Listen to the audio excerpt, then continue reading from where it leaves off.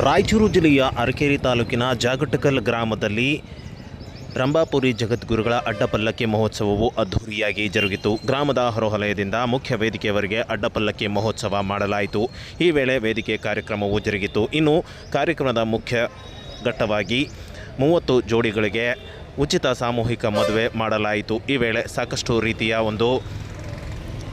ಭಕ್ತರು ಸಾವಿರಾರು ಜನ ಸಂಖ್ಯೆಯಲ್ಲಿ ಸೇರಿ ಈ ಒಂದು ಕಾರ್ಯಕ್ರಮವನ್ನು ಯಶಸ್ವಿಗೊಳಿಸಿದರು.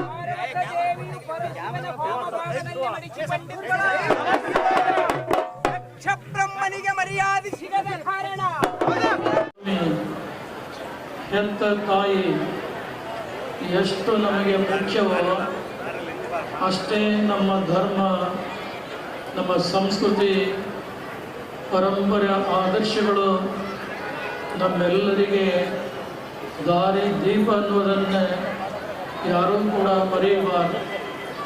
ಈ ಭಾರತ ಪುಣ್ಯ ಭೂಮಿಯಲ್ಲಿ ಏನು ಆಗಿ ಹೋದಂಥ ಆಚಾರ್ಯರಾಗಲಿ, ಋಷಿ ಮುನಿಗಳಾಗಲಿ, ಸಂತ ಮಹಂತ ಶರಣರಾಗಲಿ, ಜಾತಿ ಮತಗಳನ್ನು ಮೀರಿ ತಮ್ಮದೇ ಆದಂಥ ಉದಾತ್ತ ಭಾವನೆಗಳನ್ನು ಎಲ್ಲರಿಗೆ ಬೋಧಿಸಿ ಸನ್ಮಾರ್ಗದಲ್ಲಿ ತಂದಂಥ ಇತಿಹಾಸವನ್ನು ನಾವೆಲ್ಲ ಕಾಣ್ತಾ ಇದ್ದೇವೆ. ಇವತ್ತಿನ ಆಧುನಿಕ ಕಾಲದಲ್ಲಿ, ವೈಚಾರಿಕ ಯುಗದಲ್ಲಿ ಯಾವುದೋ ಒಂದು ಹೆಸರಿನಲ್ಲಿ ನಮ್ಮ ಭಾರತೀಯ ಉತ್ಕೃಷ್ಟ ಸಂಸ್ಕೃತಿ ಆದರ್ಶಗಳನ್ನು ಕಲುಷಿತಗೊಳಿಸುವಂಥ ಕಾರ್ಯ ನಡೀತಾ ಇದೆ. ಅಂಥದಕ್ಕೆ ಪ್ರಜ್ಞಾವಂತನಾದಂಥ ಯಾವುದೇ ಮನುಷ್ಯ ಅವಕಾಶವನ್ನು ಕೊಡಬಾರದು ಅನ್ನುವಂಥ ಮಾತನ್ನು ಹೇಳಲಿಕ್ಕೆ ಮರೆಯುವುದಿಲ್ಲ. ಮನುಷ್ಯನಲ್ಲಿ ಬೇಕಾದಷ್ಟು ವೈಚಾರಿಕ ಮನೋಭಾವನೆಗಳು ಬೆಳೆದು ಬರಲಿ, ಆದರೆ ಮನುಷ್ಯನಲ್ಲಿ ನಾಸ್ತಿಕವಾದಂಥ ಭಾವನೆಗಳು ಬೆಳೀಲಿಕ್ಕೆ ಯಾರೂ ಕೂಡ ಅವಕಾಶವನ್ನು ಕೊಡಬಾರದು.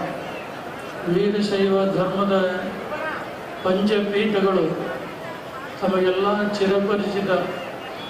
ಈ ಪಂಚಪೀಠಗಳನ್ನು ಯಾರಿಗೂ ಯಾವುದೇ ಸಂದರ್ಭದಲ್ಲಿ ಪರಿಚಯ ಮಾಡಿಸಿಕೊಡುವಂಥ ಅಗತ್ಯ ಇಲ್ಲ.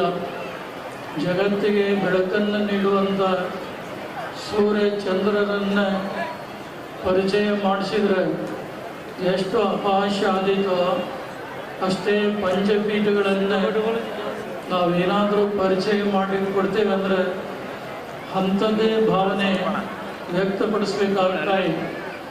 ವೀರಶೈವ ಧರ್ಮದ ಪಂಚಪೀಠಗಳು